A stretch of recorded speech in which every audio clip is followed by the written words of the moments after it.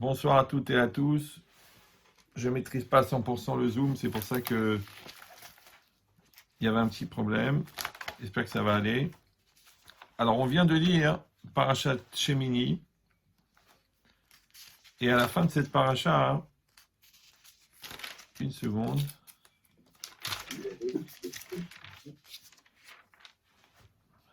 Tout le son est bon pour vous tous?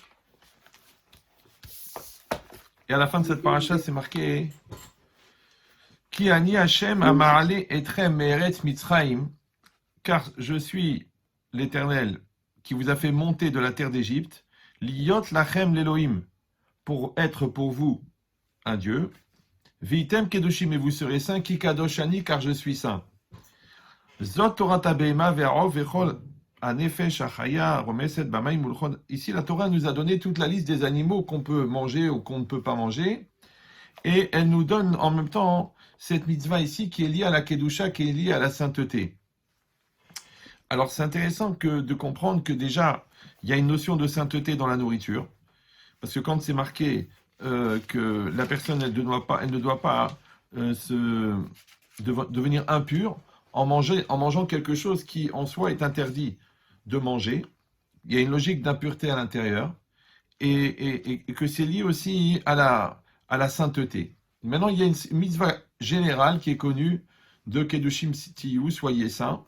Et ici, la Torah, elle l'a accentué par rapport à la nourriture. Maintenant, on sait que le principe de Kadosh, de saint, le Nefesh HaChaim, il explique que ça veut dire Mouvdal Minachomer, qui est séparé de la matière. C'est-à-dire qu'Hachem, il a créé la matière, mais il a mis un secret extraordinaire, c'est qu'il a mis la sainteté à l'intérieur de la matière. Nous, on aurait pu croire qu'il y a la matière d'un côté et il y a la sainteté de l'autre. On aurait pu croire que la Kedusha, c'est un domaine à part de la matière. Non. Hachem, qu'est-ce qu'il a fait? Il a mis la sainteté à l'intérieur de la matière.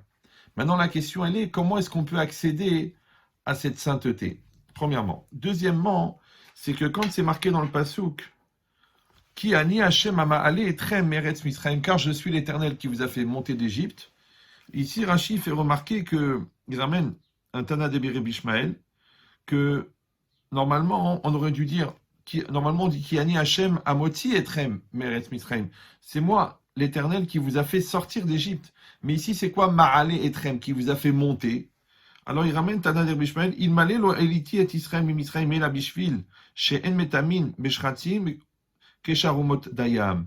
Même si ça valait la peine de faire monter les béné Israël d'Égypte seulement pour qu'ils reçoivent cet interdit-là de manger les choses qui ne sont pas cachères, ça suffisait, ça valait la peine. Donc ici, le langage de ma'ale, qui veut dire monter, il veut dire que par cette mitzvah de la cache-route, alors une personne, elle a une possibilité de s'élever, de grandir. Après, donc il faut remarquer ça. Deuxièmement, c'est marqué aussi Veitem Kedoshim, vous serez saints, Ki Kadosh Ani, car je suis saint. Et ça, c'est quelque chose qui est très très compliqué, parce que simplement la Torah, elle aurait pu dire, vous avez une mitzvah de vous sanctifier, Veitem Kedoshim, vous serez saints. Mais c'est quoi le principe de rajouter Ki Kadosh Ani? Ouais, Ki Kadosh Ani, car je suis saint.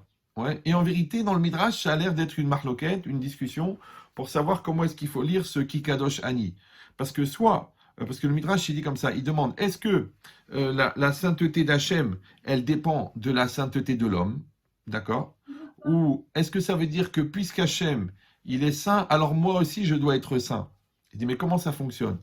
Ça veut dire, pourquoi est-ce qu'ici, dans cette mitzvah de la sainteté, Hachem, il n'a pas dit, mettez les tefilines comme moi, étudiez la Torah comme moi, d'accord? Mais dans la sainteté, Hachem, il a dit, Kedoshim Tiyu, soyez saints, Ki Kadoshani, car je suis saint. Ça veut dire quoi? Ça veut dire que la référence de la sainteté de l'homme, ça va être Hachem?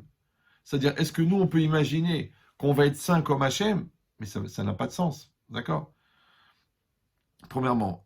Et deuxièmement, que le Midrash, il dit, Ki Kadosh Ani, il faut traduire, car je suis saint, ou alors, afin que je sois saint. Ça veut dire que, sous-entendu, la sainteté d'Hachem, elle dépend de la sainteté de l'homme.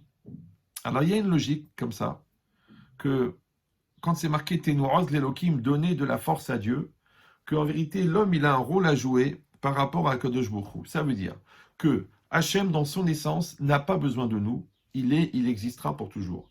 Mais la place qu'il a dans le monde, elle dépend d'un intermédiaire fondamental qui s'appelle l'homme. D'accord? Pour vous donner un exemple un peu plus concret, c'est comme le père de famille, par exemple. Ouais. Quand il rentre à la maison, automatiquement l'ambiance elle change. Les enfants, ils se permettent de faire le balagan, ils font n'importe quoi, ils n'écoutent pas leur mère. Quand le père il rentre, ça calme, d'accord? Donc le père, il a un rôle à jouer, d'accord? Par sa présence, par son autorité, qui va faire que l'ambiance va être différente. C'est pareil. Si on veut mettre de la spiritualité dans sa maison, il y en a. Si on n'en met pas, ben, il n'y en a pas, d'accord? Si on veut mettre de la joie dans la maison, il y en a. Si on ne veut pas en mettre, il n'y en a pas. Eh ben, c'est exactement pareil. Si quelqu'un, il veut faire rentrer Hachem dans sa vie, Hachem va rentrer dans sa vie. Mais s'il ne veut pas le faire rentrer, il y a des gens qui font beaucoup d'efforts pour rester païens, pour rester éloignés, pour rester contre la Torah, contre les religieux, contre la religion, contre la spiritualité, qui font des efforts pour rester pragmatiques dans les mathématiques, ou dans la science, ou dans la psychologie, dans la psychanalyse, tout faire plutôt que de faire rentrer Hachem dans leur vie. D'accord? Eh bien, ça marche. Hachem, ça marche. Ça veut dire qu'Hachem, il ne sera dans ta vie qu'en fonction de la place que tu lui donnes. Donc effectivement, la sainteté d'Hachem, non pas dans son essence, parce que lui, de toute façon, il restera saint, mais la sainteté d'Hachem dans ta vie, c'est-à-dire l'image que tu vas donner, la place que tu vas donner, l'importance que tu vas donner à Hachem dans ta vie, elle dépend de toi. Ouais. Comme encore une fois, comme dans la vie. Quelqu'un qui considère sa femme, eh ben sa femme, elle a une valeur à ses yeux. Quelqu'un qui la déconsidère, elle n'a pas de valeur. Quelqu'un qui fait cavode à son mari, eh ben le mari, d'un seul coup, il a une force, il a une autorité, il a une valeur. Si elle le déconsidère, elle l'insulte, elle le pourrit. Après, elle ne dit pas, oui, j'étais seul, j'étais abandonné, j'étais pas secondé. Mais c'est toi qui l'as pourri. Ouais. Ça veut dire que c'est moi qui donne la place au mari, c'est moi qui donne la place à ma femme, c'est moi qui donne la place à mes enfants. Alors c'est moi aussi qui donne la place à Hachem. Donc, quand c'est marqué Kikadoshani, dans le sens que soyez saints afin que je sois saint, ça veut dire qu'entre guillemets, la partie d'Hachem accessible à l'homme, elle n'aura cette dimension de sainteté que parce que l'homme l'a rendu saint. Maintenant ici, par l'effet miroir, la Torah elle nous dit quand moi, je vais me sanctifier, automatiquement je vais sanctifier Hachem. La preuve le contraire. Il y a un interdit très grave dans la Torah qui s'appelle Kidvar Hachem Baza. La parole d'Hachem, il a méprisé. D'accord? Donc les gens, des fois, ils ne comprennent pas. Ils disent, mais pourquoi je n'ai pas le ressenti de la religion? Pourquoi je n'ai pas la foi? Pourquoi je n'ai pas la sensibilité à la prière? Mais c'est toi, si tu prends la prière à la rigolade, et si tu prends l'étude de la Torah par-dessus la jambe, et si tu prends les halachot comme si c'était des règles idiotes, ben, elles ne rentrent pas dans ta vie. C'est toi qui décides. Ouais. Parce que même un singe qui va trouver un diamant de 19 carats, et il va trouver ça brillant, comme un bout de verre, il va le jeter, parce qu'il ne connaît pas la valeur.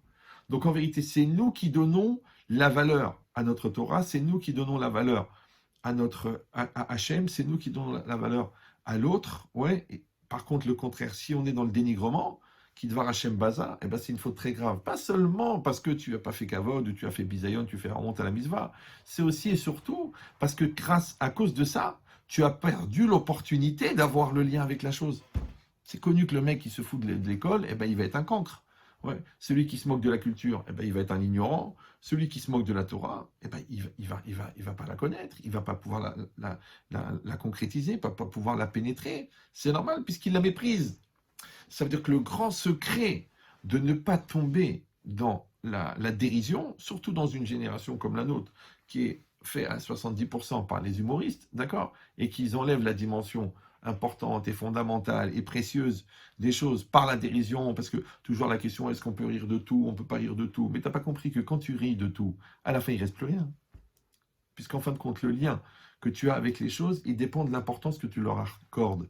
Mais quand tu prends tout à la rigolade, eh ben c'est comme sur une planche savonnée. Tu vas descendre, tu vas descendre, tu vas descendre, tu vas descendre. Mais c'est très très dur de remonter sur une planche savonnée. C'est très dur de s'élever, c'est très dur de grandir, c'est très dur de s'améliorer. C'est pareil, si dans un couple, il y a des insultes, il y a des gros mots, il y a des charriades, il y a des nerfs, il y a des stress, et il y a de la haine, après ne dis pas comment ça se fait qu'il n'y a pas la communication, il n'y a pas l'amour, il n'y a pas de ressenti, il n'y a rien. Mais dis-moi, mais tu raisonnes dans ta tête ou non? C'est pareil, si on laisse les enfants insulter les parents, après oh, comment ça se fait qu'ils ne nous écoutent pas? Mais ils vont écouter qui puisqu'ils pensent que tu es un pauvre type? Donc ça veut dire qu'il y a un double rôle. L'enfant, il a une mitzvah de te respecter, et toi, tu as une mitzvah d'être respectable. Et bien cette mitzvah de respecter, de donner une valeur, ouais, ça s'appelle la kedusha aussi. C'est aussi une des facettes de la sainteté, c'est-à-dire que moi, je donne à la chose une valeur sainte. le contraire du chol, que quelque chose il devient profane, d'accord, il n'a plus de valeur. Moi, je fais le contraire, je lui donne une valeur sainte. Maintenant, quand la Torah, elle vient, elle me dit, puisque toi, tu vas être capable de donner un niveau de sainteté à quelque chose, ça vient du fait que toi-même, tu as pris cette valeur de la sainteté. Et pour ça, tu dois devenir saint, d'accord. Or, on a dit que saint, c'est quoi? Saint, kadosh, c'est mouvdal minachomer, c'est séparé de la matière. Ça veut dire que j'ai un degré parce que d'un côté, je dis je dois manger, mais d'un autre côté, je dois être séparé de la matière. D'un côté, je dois avoir des relations intimes avec une femme, avec ma femme, et d'un autre côté, je dois être séparé de la matière. D'un côté, je dois gagner de l'argent, de l'autre côté, je dois être séparé de la matière. Alors, comment on fait? En fait, la logique, c'est simple. C'est simplement de faire que la chose, elle a un sens, et que l'essentiel soit plus important que l'extériorité des choses. Et ça va dépendre de moi, d'accord? Est-ce que je regarde le fric, ou est-ce que je regarde un moyen d'atteindre des projets? Est-ce que je regarde la bouffe, ou est-ce que je regarde l'énergie nécessaire pour faire des choses grandes? Est-ce que je regarde un corps nu, ou je regarde la possibilité de me relier à l'intériorité d'une personne que j'aime? Donc à chaque fois que je vais prendre l'intériorité des choses, ça va s'appeler la sainteté. À chaque fois que je vais prendre l'extériorité des choses, ça va s'appeler la touma. C'est ça l'impureté. Parce qu'ils croient les gens l'impureté, l'impureté, l'impureté. Mais qu'est-ce que c'est l'impureté? L'impureté, c'est quoi? C'est quelque chose de magique? C'est quoi? C'est électrostatique? C'est quoi? C'est une forme d'énergie qui se répand quand la mort arrive? Non, en vérité, c'est très simple. La matière en elle-même, elle n'est pas pure. Elle est pure parce qu'elle contient la vie. Maintenant, quand la vie quitte la matière, elle devient impure. C'est facile. Ouais.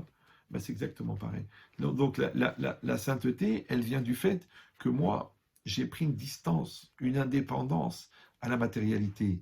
Donc je vais manger, mais je ne vais pas me morfaler. Je vais pas, ouais, parce que la tahava, l'excitation par rapport à la bouffe, ce qu'on appelle aujourd'hui un consommateur averti, ça fait que la personne, elle perd le sens de l'essentiel. Parce que pourquoi? Parce qu'elle est dans le superficiel. Ce Shabbat, je lisais un livre comme ça sur Rav Steinman, et puis à un moment, il était âgé, il reçoit son médecin avec sa famille, et le médecin dit, écoutez, Rav, ce médicament, il ne faut pas le prendre ni avec du chocolat, ni avec du gâteau au chocolat. Et Rav Steinman, il a dit, mais j'ai jamais goûté de ma vie le chocolat, j'ai jamais goûté de ma vie le gâteau au chocolat. Bon, d'accord, ça c'est bon, mais ça c'est vraiment un niveau extraordinaire de séparation de la matière, incroyable, oui, mais c'est Rav Steinman. C'est quelqu'un qui fait des milliers et des milliers de pages de Gemara, qui a une connaissance, qui a une perception, qui a une proximité avec Hachem qui est très spéciale. Mais au moins, le principe, il est là. C'est-à-dire, est-ce que c'est moi qui suis en train de manger le chocolat, ou est-ce que c'est le chocolat qui est en train de me manger? D'accord? Si je deviens fou parce que je n'ai pas mon petit chocolat, si je deviens fou parce que j'ai pas ma cigarette, si je deviens fou parce que je ne peux pas jouer avec mon téléphone, ça veut dire qu'en fin de compte, c'est le téléphone qui me maîtrise, c'est pas moi qui le maîtrise. C'est censé être un outil, et c'est devenu maintenant une chaîne câblée, d'accord, que je suis pris par elle. Il dit maintenant de la même manière, Kedoshim tiyu ki kadoshani, d'accord? Donc soyez saints, qui kadoshani, on a dit soit afin que je sois saint. Donc là, c'est par rapport à ce que je viens d'expliquer, que c'est nous qui donnons une dimension de sainteté à Hachem par rapport à la valeur que nous donnons à Hachem, et en même temps la valeur que nous donnons à nous-mêmes. Mais à part ça, qui kadoshani, ça veut dire ça c'est afin que je sois saint. Ki kadoshani, c'est aussi car je suis saint. Ça veut dire que maintenant, entre guillemets, la référence de la sainteté de l'homme, ça serait la sainteté de Dieu. Et ça, c'est compliqué. Parce que si on nous avait dit, sois saint comme, je sais pas, Baba Salé, d'accord, qui n'a pas regardé une femme pendant 52 ans, sois saint comme, je sais pas, Rabbi Tzadok HaKohen, qui a jeûné pendant 40 ans, sois saint comme Moshe Rabbeinu, ouais, sois saint comme Rabbi Shimon Bar Yochai. Mais là, on nous dit, sois saint comme Dieu. Ça n'a pas, ça n'a pas tellement de sens. C'est comme si la Torah elle te dit, bois l'Atlantique. Mais je ne peux pas boire l'Atlantique. Mange l'Everest. Même un Everest en chocolat, je ne peux pas le manger. C'est pas 8000 mètres de haut, c'est impossible. C'est des millions et des millions de tonnes. Comment je vais faire ça? Donc comment la Torah elle peut me demander l'impossible? À tel point que même quand c'est marqué dans le Pasuk Kedoshim Tiyu Ki Kadoshani, car je suis saint, le Midrash, il dit une phrase incroyable. Il dit Yachol Kamoni. Ouais, Yachol Kamoni. Ça veut dire, est-ce que ça peut être, vous pouvez être comme moi? D'accord? Est-ce que vous pouvez être saint comme moi? Il dit, mais à quoi sert cette question? Ça n'a pas de sens. Alors, à l'époque, le Rav, il avait expliqué que quand même, le Midrash, il pose la question. D'accord? Même si la question en soi, elle n'a pas de réponse, parce que elle veut rien dire cette question d'être comme Dieu, mais quand même, le Midrash pose la question. Il dit si le Midrash pose la question, c'est qu'il y avait une avamina, il y avait un a priori mental de pouvoir imaginer que la question existe. Donc que la possibilité existe. D'accord? Mais comment la possibilité, elle existe de dire que je vais être Kadosh comme Dieu, que Dieu lui-même, il dit est-ce que tu vas être comme moi? Alors il dit non, qui kadosh ani, car je suis saint. Sous-entendu que la sainteté de Dieu, elle est différente, d'accord? Et elle n'est pas accessible à l'homme. Mais c'était quoi l'idée de poser la question en soi? À quoi elle servait, d'envisager, d'accord, la possibilité que? À quoi ça servait cette phrase-là de Yachol Kamoni? Est-ce que c'est possible comme moi? Alors j'ai donné un raisonnement pour ça, pour essayer de comprendre. Vous savez, c'est comme si vous êtes dans une rue et vous êtes collé à un côté de la rue. Et c'est les numéros pairs. Et vous êtes au numéro 2, d'accord? Et vous regardez comme ça le mur, d'accord? Toutes les façades d'immeubles qui sont, et c'est une rue qui a 300 numéros, et quelqu'un vous dit, tu sais, au numéro 44, il y a quelqu'un qui est rentré. Et effectivement, tu vois quelqu'un qui rentre. Mais c'est impossible de savoir si la personne, elle est rentrée au numéro 42 ou au numéro 44. Pourquoi? Parce que ça s'appelle la perspective. Quand tu es dans une perspective, d'accord? Quand c'est un plan, ouais, alors tous les points, ils sont l'un à côté de l'autre. Mais quand tu mets dans la perspective, les points, ils se cumulent, d'accord? Ce qui fait que quand toi, tu peux, impossible de savoir si cette personne-là, elle est rentrée au numéro 42 ou au numéro 44, puisque c'est à 40 numéros de là où tu es, puisque toi, tu es au numéro 2. De la même manière, quand on regarde certains de Sadikim dans la perspective, ouais, de leur sainteté, on pourrait envisager que peut-être ce ne sont pas des êtres humains. Ce ne sont pas des êtres humains. Ça veut dire quoi? Ça veut dire que la sainteté, en vérité, elle donne une indépendance à la matière, une distance par rapport à la matérialité, une distance par rapport à les dépendances de la matière. Mais on a bien compris qu'en fin de compte, la spiritualité, elle est cachée dans la distance avec la matérialité. Donc quand on vient et on raconte qu'une fois, un Admour, il est venu voir Baba Salé, il lui a demandé, mais comment tu arrives à voir les anges? Ouais, vous avez compris que ce qu'on voit, c'est des couleurs, c'est des volumes, c'est des mesures. Comment on peut voir un ange? Un ange, c'est invisible. Invisible, ça veut dire que ça ne se voit pas. Alors Baba Salé, il a répondu, il a dit, ça fait 52 ans que je n'ai pas regardé une femme.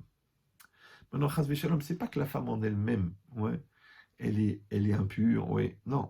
C'est que le regard de l'homme sur la femme, le regard bizarre, le regard interdit, le regard Traloued, oui, le regard du radiologue, celui-là, il est assourd. Ça veut dire que ce n'est pas interdit de voir une femme, mais de la regarder avec le regard, ce que les goïms appellent la perversité, ouais, ce regard-là, oui, il est extrêmement élevé au niveau impureté. Pourquoi? Parce que si quelqu'un il peut s'exciter devant 1 million d'euros en liquide, si quelqu'un il peut s'exciter devant un beau plateau de charcuterie porcine ou un beau plat cuisiné, ouais, par un chef étoilé de porc, ouais, il peut s'exciter dessus, mais ça, au niveau de dépendance matérialiste, ça n'a rien à voir avec la nudité.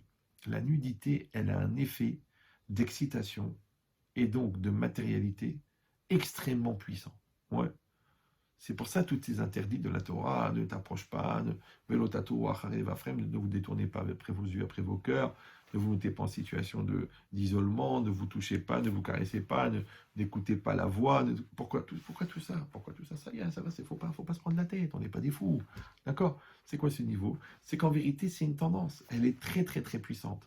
Maintenant, ce qui est intéressant, c'est que puisque on a dit que le regard sur l'homme, le regard de l'homme sur la femme, dans le côté pervers, il est très très matériel, et que la sainteté, c'est la distance avec la matérialité. Donc, là où il y aura beaucoup de matérialité, il y aura un potentiel de spiritualité énorme.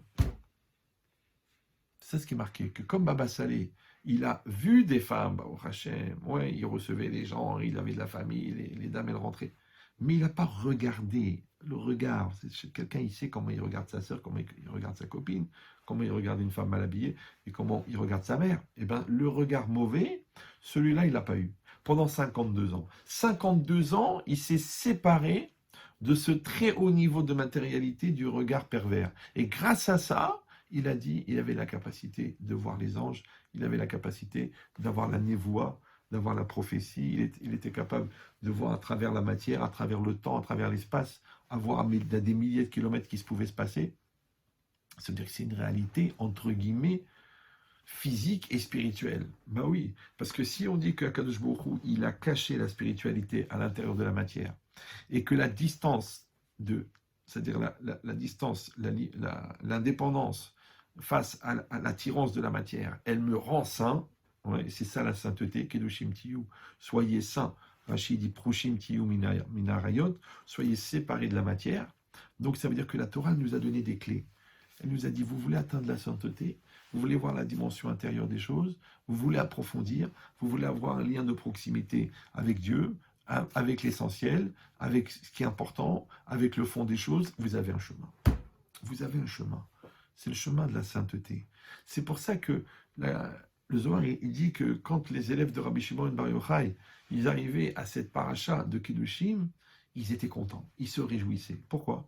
Parce que eux aussi, comme nous, ils disaient, bon, mais la sainteté, c'est pour qui? C'est pour Rabbi Shimon Bar Yochai, c'est pour Rabbi Eliezer, son fils, c'est pour Rabbi Meir Balanès, c'est pour Rabbi Yochanan Ben Zakkai. Mais nous, qui on est, nous? Mais étant donné que la Torah, elle a dit Kedoshim, Tiyu, soyez saints. Ouais. Ça veut dire quoi? Ça veut dire que la Torah, elle ordonne. Comme la Torah, elle te dit, vous mettrez les tefilines sur vous. Ouais. Et bien la Torah, elle vient, elle dit, vous serez saints. Il dit, mais comment on peut m'obliger à être saint? C'est une chose qui est trop grande, qui est trop fort. Il dit, la logique, c'est que si on ne peut pas t'ordonner une chose qui n'est pas accessible. Donc si la Torah, elle propose ça, ça veut dire qu'aujourd'hui, en 2020, un homme ou une femme qui font attention de préserver leurs yeux, de ne pas regarder n'importe quoi, de ne pas aller mettre leur tête dans des mauvaises pensées, ne pas dire des mauvaises paroles, de mettre des choses dans leur bouche qui sont cachères, de ne pas traîner dans des endroits pourris, de ne pas s'imprégner des ambiances tordues, eh bien en fin de compte, ils font de la sainteté. Ils fabriquent de la sainteté en temps réel, aujourd'hui en 2020. Parce qu'on pourrait dire, bon, on n'est pas au niveau, est-ce qu'on est à Tzfat, au XVIIe siècle, dans le mikvé, étudier la Torah avec le Harizal, entouré des flammes? Non, non, non, non, non, non, non. Dans chaque génération, et peut-être même, je vais vous dire encore mieux, c'est que peut-être même dans notre génération à nous, c'est plus facile. Bah oui. Parce qu'avant, les gens, pour atteindre la sainteté, il fallait qu'ils étudient 25 heures par jour pendant 83 ans. Mais aujourd'hui, le niveau, il est tellement bas, ouais, que même quelqu'un qui va faire l'effort de préserver ses yeux, d'accord, de préserver ses yeux, il va pas, voilà, ouais, il regarde pas la télé. Maintenant, celui-là, il regarde la télé. Il regarde la télé, paf, il y a un film, il y a une scène bizarre, d'accord, ben, tu tournes la tête, tu préserves tes yeux.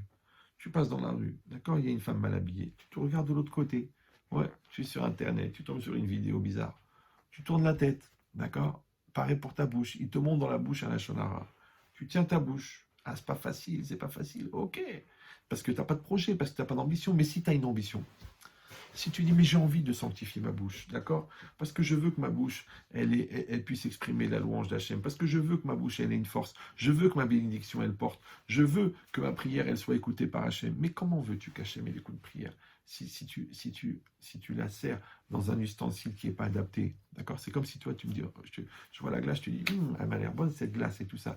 Est-ce que je pourrais en avoir? Tu me dis, il n'y a pas de problème. Tu prends la cuillère qui était plantée dans le tas de fumier, tu sors dehors, tu l'essuies avec tes mains, et tu me sers la glace. Tu dis, mais je ne peux pas manger cette glace qui était plantée dans le tas de fumier. Oh, je t'en prie, de toute façon, c'est naturel, tu sais d'où ça vient, le fumier, d'accord?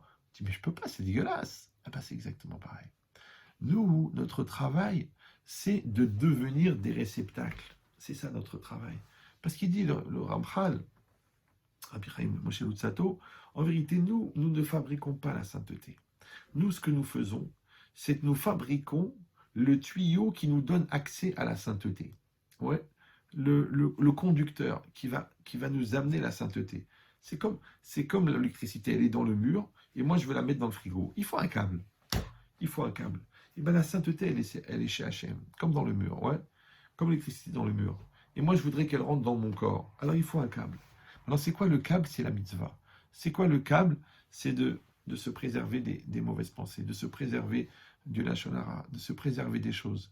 Maintenant, quand moi je fais ce travail-là, automatiquement, c'est pour ça que c'est marqué dans le Passouk, ouais, c'est marqué juste au-dessus, qui ani Hashem Elokechem, car je suis l'Éternel votre Dieu, veit kadashtem veitem kedoshim. Vous vous sanctifierez, vous serez saints. Ki kadoshani, car je suis saint. D'accord? Il dit, mais je comprends pas. Qu'est-ce que ça veut dire veit kadashtem veitem kedoshim? Vous vous sanctifierez, vous serez saints. Ben, c'est évident. Vous vous sanctifierez, vous serez saints. Est-ce que la Torah elle a besoin de dire ça? C'est comme si tu disais, vous rentrerez dans la piscine et vous sortirez mouillé. Oh, que la cabote. Bon, j'ai compris qu'il y avait de l'eau dans la piscine. Ouais. Après, vous peindrez la voiture et elle sera peinte. Ok. Vous effacerez, je sais pas moi, le dessin et la feuille sera propre. Ah ben oui, c'est normal, puisque c'est le résultat. Il y a l'acte et le résultat. Donc, veit kadashtem, veitem kedoshim. Vous vous sanctifierez et vous serez saints. Non, ils disent les commentaires, non. Ici, c'est séparé en deux parties. Quand c'est marqué veit kadashtem, ça c'est la partie de l'homme. Que l'homme, il a une mitzvah de se sanctifier. Par contre, veitem kedoshim, vous serez saints. Ça, c'est la partie de Dieu. Ça veut dire qu'en fait, nous fabriquons le réceptacle et Hachem, il envoie la sainteté. Et dans toute la vie, c'est pareil. Ouais, toi, tu ouvres le magasin, mais le bon Dieu, il envoie les clients. Toi, tu parles gentiment à tes enfants, mais en fait, c'est Dieu qui, entre guillemets, qui les éduque. Ouais. Parce que toi, tu peux savoir ce qui se passe dans la rue, qui ils vont côtoyer, pas voir, être influencé, pas influencé. C'est le bon Dieu qui les protège. Par contre, toi, tu dois faire ta part à toi. Tu les accueilles, tu leur montres que tu les aimes, tu les respectes, tu leur expliques la Torah. De temps en temps, tu leur donnes la tréha, au moins la menace. Mais c'est pour qu'ils comprennent que toi, tu joues ton rôle de père. Et père, c'est repère. Ouais. Donc, tu fais ton rôle de père, tu fais ton rôle de mère. Et après, le bon Dieu fera le reste. Il dit, ça, c'est la partie veit kadashtem, veitem kedoshim. D'accord? Toi, tu te sanctifies. Toi, tu prends la distance avec la matière. Toi, tu prends cette indépendance. Toi, tu luttes contre tes votes. Ouais, tu te maîtrises. Tu n'es pas un animal. Ouais, et à ce moment-là, le bon Dieu, il t'envoie la sainteté. Qu'on comprend ça. Ouais, alors on dit kikadoshani. Ça veut dire quoi? On a dit que car je suis saint, ça veut dire que Hachem, il peut être la référence de la sainteté de l'homme. Ouais. Et on voit, parce qu'on voit des gens, on entend des histoires, on lit des textes, on voit des gens qui ont un tel niveau de Kedusha, un tel niveau au-delà de la matière, au-delà du temps, au-delà des événements, au-delà de la douleur, au-delà de la mort. Mais comment c'est possible? Il dit, c'est la logique, c'est ça. C'est la perspective. D'accord? Ça veut dire que quand on prend des personnages comme ça, par exemple Moshe Rabbeinu, d'accord? Moshe Rabbeinu, oui, il est le prophète par excellence. Et c'est lui qui transmet la Torah. C'est quoi un prophète? Un prophète, c'est celui qui va être l'intermédiaire entre l'homme et Hachem. Hachem, il ne peut pas s'adresser directement à l'homme, parce que l'homme n'a pas de niveau. D'accord? De la même manière, toi, tu ne peux pas écouter la radio sans une radio. Ouais, donc il faut un récepteur. Alors, normalement, notre Neshama, elle est le récepteur du message divin. Mais encore faut-il que le lien entre notre Neshama et nous, c'est-à-dire le Da'at, la conscience, la volonté positive, elle soit construite. Si on n'a pas le Da'at, ouais, alors automatiquement on ne peut pas profiter de l'éclairage de la Neshama. Donc qu'est-ce qu'on va prendre? On va aller voir quelqu'un qui lui a le Da'at.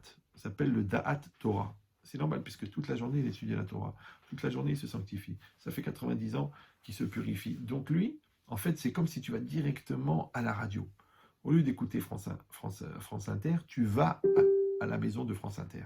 Tu vas là-bas et tu écoutes, d'accord? Et tu rentres dans le studio, tu vois l'animateur en train de parler. Et bien le tzaddik, c'est l'animateur qui reçoit directement et qui diffuse. Il reçoit le signal d'Akadosh Baruch Hu et il diffuse le signal.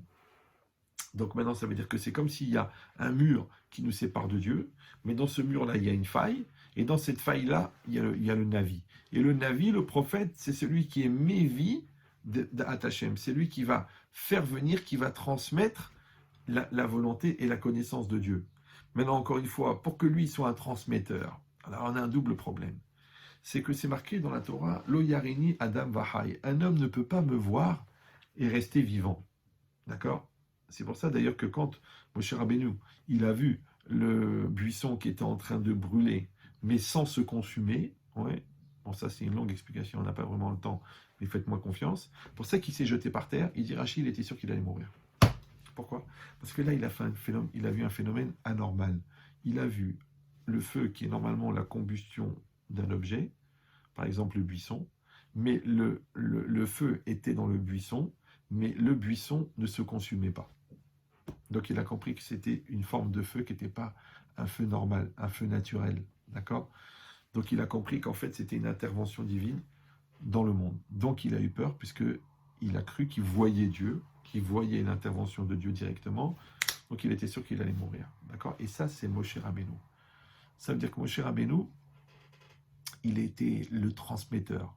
Donc vous savez que de la même manière, à Mavdil, quand on veut véhiculer l'électricité, ouais, on veut véhiculer du courant, on prend en général du cuivre. Quand vous ouvrez un fil électrique, à l'intérieur, il y a du cuivre. Pourquoi? Parce que le cuivre véhicule bien. Mais en vérité, tout véhicule le courant, mais plus ou moins bien. Par exemple, le bois, ça véhicule, mais très mal. Le corps humain, ça véhicule. Si vous mettez les doigts dans la prise et les deux autres doigts dans la bouche de la belle-mère, vous allez voir qu'elle va être au courant. Tac, automatiquement, le courant passe. D'accord?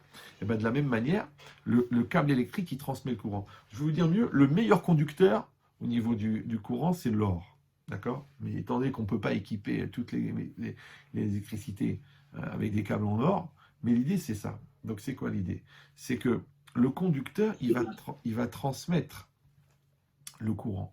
De la même manière, le Navi, ouais, il va transmettre la parole d'Hachem. Maintenant, le problème, il est double. C'est que d'un côté, le prophète, il doit être assez humain pour que nous l'entendions, mais il doit être assez proche du divin pour recevoir le message d'Hachem. Je ne sais pas si vous sentez le paradoxe. D'accord? Voilà. Alors, il faut savoir une chose très importante à propos de Moshe Rabbeinu.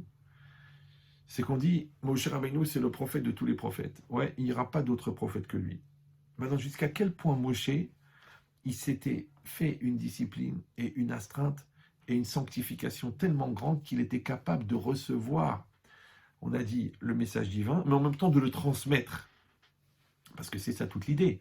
Quand le pasuk il dit dans la Shira Zekeli ve'anve'u, c'est mon Dieu et je l'embellirai, là-bas, le Zé c'est un déterminant. Ça veut dire que Rachid, là-bas, il explique, Afilou Shifra Laya, même une femme simple, une servante, elle a été capable de voir Dieu. Alors il dit pourquoi? Parce qu'à ce moment-là, elle recevait en vérité le signal de la proximité de Dieu grâce au prophète qui s'appelle Moshe. Traduction. J'essaie de traduire. C'est comme si vous avez Internet à Mavdil, d'accord? Donc vous recevez Internet par une boîte Wi-Fi. Et cette boîte Wi-Fi, elle reçoit le signal par le câble. Maintenant, si la boîte Wi-Fi, elle monte à 100, 200, 300, 500, 600, 1 giga par seconde, vous recevez un très fort signal. Mais si vous avez un 52K, vous n'arrivez même pas à ouvrir Internet. Pourquoi? Parce que c'est très bas. Maintenant, le conducteur, on a dit, c'est quoi? C'est le prophète, comme la boîte Wi-Fi. Maintenant, Moshe Rabbeinu, lui, il est tellement spirituel qu'il ne fait plus du tout écran devant la prophétie. Pourquoi? Parce que le Nefesh HaChaim, il pose la question, il dit, mais pourquoi est-ce que la Torah, elle a été donnée à Moshe Rabbeinu? Pourquoi la Torah, elle n'a pas été transmise à Abraham, Isaac et Yaakov? Il n'y a pas écrit. Il n'y a pas écrit. Ouais. Il aurait pu recevoir la Torah et la transmettre à leurs enfants, et grâce à ça, on l'aurait eu. Non, il n'y avait que des connaissances qui venaient de la Yeshiva de Shem Ve'ever, et il y avait une transmission comme ça, mais il n'y avait pas la réception directe de la Torah. Pourquoi? Il répond une chose incroyable.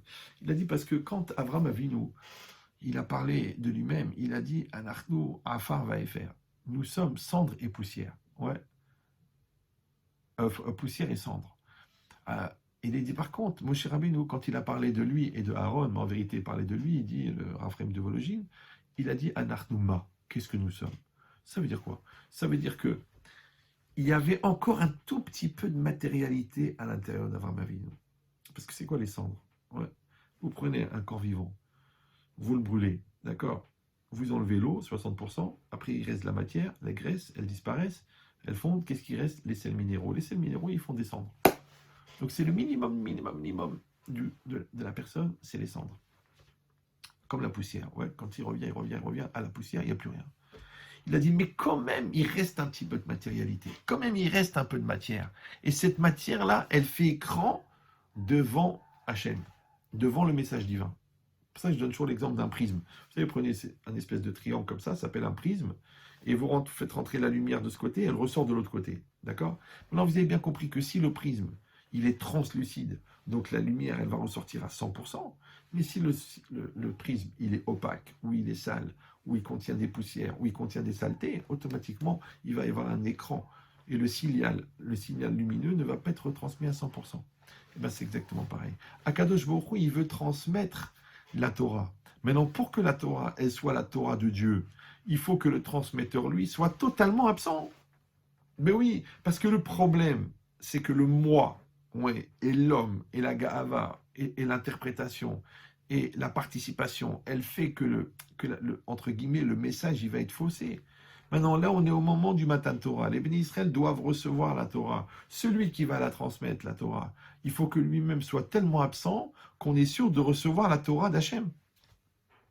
C'est pour ça que la qualité principale que la Torah elle a retenue chez Moshe Rabbeinu, ouais, elle n'a pas dit un Moshe Hatzadik, un Moshe Achacham, ouais, Moshe le juste, Moshe le sage, Moshe l'érudit, Moshe le fort. Non, non, non, non, non. La Torah a dit un Moshe à Anav Mikol Adam, le plus modeste de tous les hommes.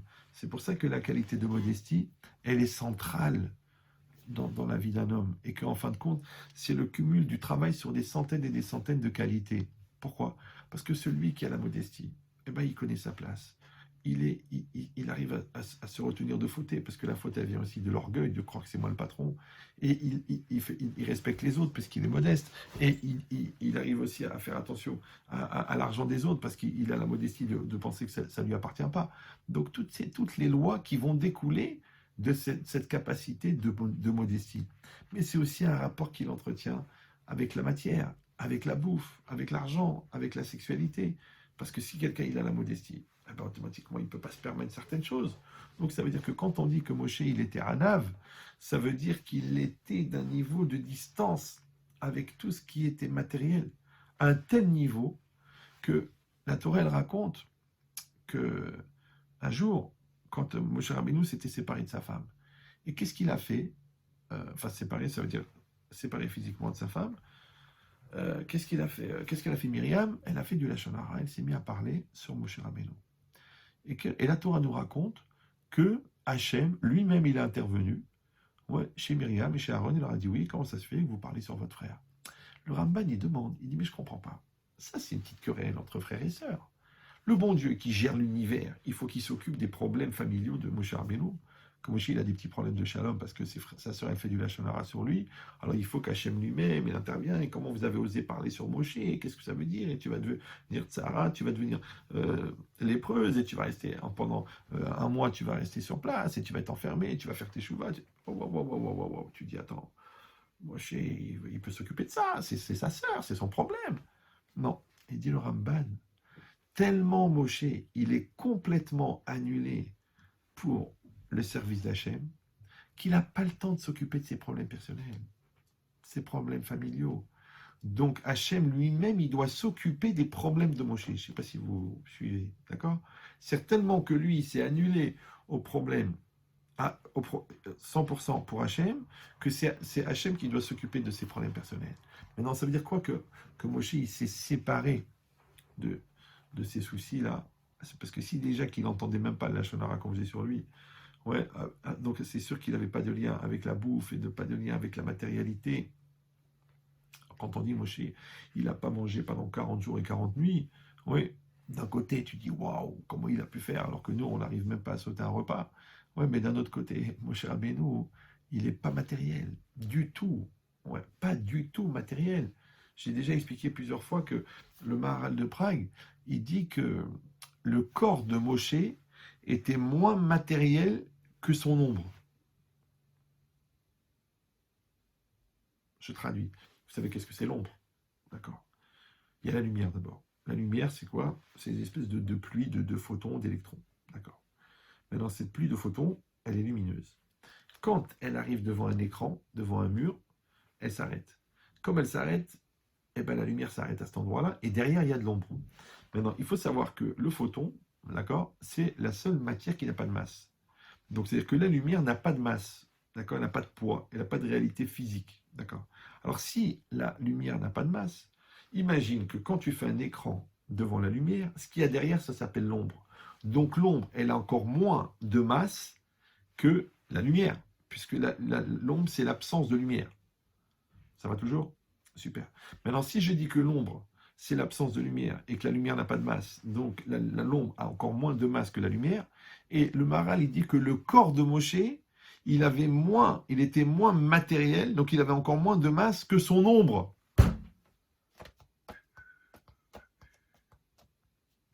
Ça veut dire quoi? Ça veut dire que Moshe Rabbeinu, il s'est tellement dématérialisé, il a pris une telle distance avec la matière, et c'est ça la Kedusha. Il a pris une telle distance avec tout ce qui est limité, tout ce qui est petit, tout ce qui est mesquin, tout ce qui est matériel, tout ce qui est bestial, tout ce qui est animal.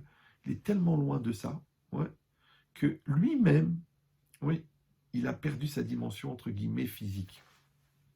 Donc, on a compris que c'est pour ça que quand Hachem a parlé, et qu'il a dit Anochi Hachem Elokecha, quand les Bnei Israël ont entendu la voix de Dieu, tout le monde est mort. Parce qu'il y a marqué Lo yarini Adam Vachai, un homme ne peut pas me voir et rester vivant, parce que Dieu c'est l'infini et l'homme c'est le fini, et donc le réceptacle fini ne peut pas recevoir l'infini. Mais comment ça se fait que Moshe Rabbeinu n'est pas mort? Alors il y a deux manières de voir. Soit qu'il n'était pas vivant, donc il ne peut pas mourir, d'accord? Soit qu'en vérité, la mort, elle s'accroche sur quelque chose qui est petit, qui est limité. Mais lui, Moshe Rabbeinu, il n'a plus de matérialité. Comment tu vas lui enlever cette matérialité? C'est-à-dire que de son vivant, Moshe Rabbeinu, il avait cette dématérialisation. Ouais. Alors encore une fois, en quoi ça nous parle à nous? Parce que c'est loin, on est parti loin, d'accord? Mais si un homme marié, il réussit à n'aimer que sa femme, et que toutes les autres femmes, il les regarde même pas, il les voit même pas, eh ben, il est le Moshe Rabbeinu des yeux, par rapport à sa femme. Ouais. Si celui-là, quand on nous propose une affaire bizarre, ouais, qui n'est pas cachère, qui n'est pas sérieuse, qui n'est pas honnête, il n'entend même pas, tellement qu'il n'entend pas, qu'on lui propose même pas de l'embrouille, ça veut dire qu'il est le Moshe Rabbeinu de l'honnêteté. Vous me suivez ou non? Si celui-là, il n'arrive même pas à dire un mensonge, ça, il ne peut pas, même par erreur, même pas, il n'arrive pas à mentir, même par intérêt, même pour l'embrouille, même pour faire plaisir, même pour arranger, même pour le shalom, il n'arrive pas à mentir. Ouais. Celui-là, il est le Moshe Rabbeinu du Emet, de la vérité. Donc ça veut dire quoi? Ça veut dire que c'est vrai que je vous donne des exemples qui sont énormes, avec des niveaux de dématérialisation incroyables. Mais d'un autre côté, c'est quelque chose qui est accessible, puisque la Torah nous propose. Ouais. Donc ici, c'est pareil. Que quand la Torah elle est venue, elle a dit Yachol Kamoni, on voit que des hommes qui ont été dans la direction de Moshe Rabbeinu, ouais, qui se sont purifiés dans la Torah, qui se sont purifiés dans l'étude, qui se sont purifiés dans la prière, qui se sont purifiés dans la relation à la nourriture, qui se sont purifiés dans la relation à la matière, avec leurs yeux, avec leur corps, avec leurs mains, avec leur... Eh bien ceux-là, ils ont atteint un niveau de Kedusha qui est tellement puissant, qui est tellement énorme, que quand ils le regardent dans la perspective, tu pourrais croire, Yachol Kaboni, que peut-être qu'ils sont plus humains. Peut-être qu'ils sont devenus des anges. Peut-être qu'ils sont plus de ce monde. Ouais. Quand tu vois tu entends des histoires du Harizal, tu entends des histoires de Rabbi Shimon Bar Yochai, que Rabbi Shimon Bar Yochai, il sort de la caverne après 12 ans d'études, et il voit un homme en train de labourer la terre, et ça l'a énervé. Il l'a regardé, il est devenu un tas d'os. D'accord? Et dit la Gemara. Ça veut dire quoi? Ça veut dire qu'il a réussi à éparpiller un être vivant en particules élémentaires, puisqu'il s'est enflammé, ouais, avec sa volonté. C'est ce que tu n'as pas vu dans les films de science-fiction, lui c'était comme ça qu'il vivait. Alors comment un homme vivant il peut avoir un niveau pareil? La Kedusha, la sainteté. D'accord? Alors ici c'est pareil. Quand la personne, elle va travailler, elle va avancer, elle va évoluer, et c'est ce qui est marqué ici. Tu fais attention à ce qui rentre dans ton assiette. Tu fais attention de prendre le lait avec la bonne cache-route. Tu fais attention au vin qui est comme il faut. Tu fais attention à tes yeux de les garder propres. Tu fais attention de prier avec la concentration. Tu fais attention en mettant les téphilines, toujours de garder en tête les téphilines. Tu fais attention de garder ton Shabbat, de ne pas transgresser et de découper tes toilettes et d'allumer la lumière et de prendre ta voiture. Tout ça, c'est quoi? Tout ça, ce sont des actes de sanctification. Parce que la mitzvah, elle a le pouvoir de sanctifier. Pour ça qu'à chaque mitzvah, on dit Baruch ata Hashem Elokeinu melech haolam asher kideshanu bemitzvota vetzivanu. Kideshanu, qui nous a sanctifiés et qui nous a ordonné. Ça veut dire quoi? Ça veut dire que la sanctification, ouais, elle vient par la mitzvah. Donc tout le monde rêve d'être kadosh.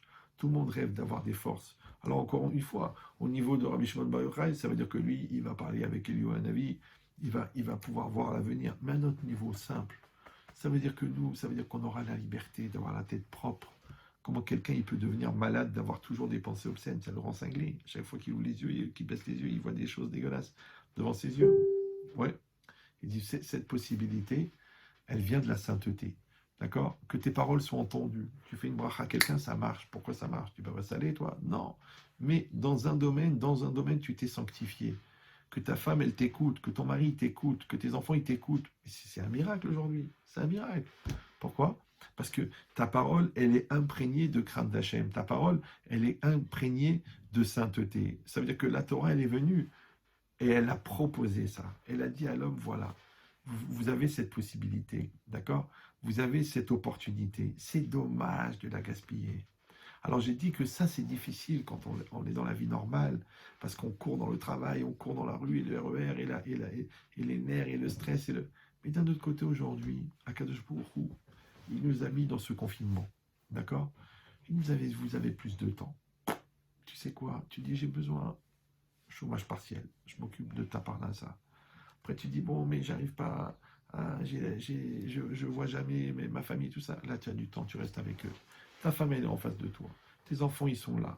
Et toi, tu as du temps. Tu peux prendre des livres, tu peux écouter des cours, tu peux travailler sur des midotes, tu peux travailler sur ton couple, tu peux travailler sur améliorer ta prière. Tu peux prendre le temps de prier tranquillement. De toute façon, tu pries seul. Alors, prends les livres. Maintenant, il y a plein de livres avec la traduction, des livres même avec la traduction mot à mot. Et puis, tu prends l'Amida à ton rythme à toi, et tu lis Baruch, béni, Ata, toi, Hachem, Yudke Vavke, et tu avances comme ça. Qu'est-ce que ça peut faire? Ah, tu dis, ouais, mais je vais mettre une demi-heure. Et alors, le train, il t'attend, tu as un RER à prendre, tu dois aller au travail? Non. Eh bien, profite, fais une Amida. Oui, il y a des Mekoubalim à Yerushalayim, tous les jours, toute l'Amida, que l'Amida, les 18 bénédictions, c'est 45 minutes. D'accord? Toi, en 30 minutes, tu as fini la tuile entière. Allez-nous les Chavéards, des fois le Berkat Amazon, le petit déjeuner, tout est inclus. Ouais. Prends ton temps, fais les choses bien. Et qu'est-ce que tu fais en vérité? Tu fais de la sainteté. Ouais. Tu fais de la proximité avec le divin. Tu fais de la pureté. Il dit alors, qui c'est qui peut rater une occasion pareille? Eh ben, c'est peut-être aussi ça un des messages de ce confinement. Qu'Hachem il dit, je vous ai donné la synagogue, vous n'arrivez pas à concentrer, vous allez, vous parlez, vous rigolez, vous draguez. Il n'y a pas de synagogue. D'accord? Ah, je vous ai donné des Shabbats, des trucs et tout ça. Vous avez dit, non, on ne veut pas à la synagogue, les montées, la parole. Tu parles pendant la paracha, tu parles pendant l'Aftara, tu parles pendant la... Tu parles pendant euh, la Chazara du... Non, il n'y a pas de Chazara, Baba. Il n'y a pas de Sefer Torah. Il n'y a pas. Tu es chez toi avec ton Chumash, et tu lis, et voilà, et tu réfléchis. Eh bien, prends ton temps, et fais les choses bien faites. Ça veut dire, profitons de ce confinement, ouais, pour faire ce travail-là. Parce que c'est une situation qui est tellement surréaliste, qui est donc pas tant normale. Tous les jours, on reçoit des coups de pioche. Encore celui-là, il est niftar, encore celui-là, il est décédé, encore celui-là, il est décédé. On n'a même pas le temps de finir de s'attrister sur un qu'on entend un autre. Ouais. Et dans la communauté, malheureusement, il y a beaucoup de gens qui ont été touchés. Il paraît que statistiquement, c'est même beaucoup plus que la moyenne. Donc ça veut dire quoi? Ça veut dire que on veut nous montrer qu'est-ce qui est important. Ouais, parce qu'aujourd'hui, tu vas te plaindre de ne pas gagner d'argent. Voilà, celui-là, il est mort. Tu vas te plaindre que ta femme, elle t'a pas fait le plat que tu voulais, la recette de ta mère. Voilà, l'autre, il est mort. Ouais. Tu vas te plaindre que tu n'as pas pu partir en vacances. L'autre, il est mort. Tu vas te plaindre que tu vis dans un 3 pièces. Il est mort, l'autre, il vit dans un studio en longueur, dans le cercueil. Ouais. Donc, ça veut dire qu'en vérité, on est des milliardaires. On est milliardaires. C'est-à-dire, tu te lèves le matin, tu as une femme qui te sourit, tu as 3 enfants équilibrés, tu vis dans une maison avec un toit chauffé, tu es milliardaire. Tu es milliardaire. Alors, si en plus de ça, tu peux étudier la Torah, et si en plus de ça, tu peux faire les mitzvot, et si en plus de ça, tu peux améliorer ton shalom bayit et l'éducation de tes enfants, mais nous sommes milliardaires en dollars. Donc prenons le temps, je vous en prie, prenons le temps de vraiment apprécier, d'accord, entre guillemets, dans cette limite-là. Parce que vous savez qu'il y a un principe en philosophie que la liberté ne peut exister qu'entre des limites. D'accord? Donc les limites qui nous sont imposées, puisqu'à l'époque, il n'y avait pas de limites. Tu fais ce que tu veux, où tu veux, quand tu veux. Ouais. Et les gens, ils n'appréciaient pas. Alors le bon Dieu, il a dit, on va faire des limites. Et tu arrives à apprécier maintenant ou non? Ouais, ben c'est comme ça. C'est comme si ta femme te dit, écoute, je te parle pas tant qu'on ne fait pas le shalom, d'accord? Tu dis à cet enfant, écoute, tu pars pas en vacances si tu passes pas en classe supérieure. Ouais, tu le stresses, tu l'angoisses, tu veux qu'il soit un pauvre type. Non. Donc c'est exactement pareil. C'est comme si nous, on nous a donné des cours de maths, des cours de français, des cours d'anglais. On n'a pas travaillé. On foutait rien à l'école, ça m'intéresse pas, ça me saoule. On rigolait, on s'envoyait des boulettes. Le prof, il nous a attrapés, il a dit, hop, toi, Benchetri, t'as pas travaillé en maths, 2 heures de colle. Allez. Alors, voilà, tout le monde rentre à la maison à 6 heures et toi, tu tapes 2 heures de colle. Vous vous rappelez, vous êtes tous passés à l'époque des 2 heures de colle. Donc, tu rentres dans la salle de, je sais pas quoi, là, une salle de classe qui est réservée pour ça. Il y a un surveillant, à moitié endormi, étudiant, comme ça. Et puis, tu es là, en train de faire des petits dessins et tout.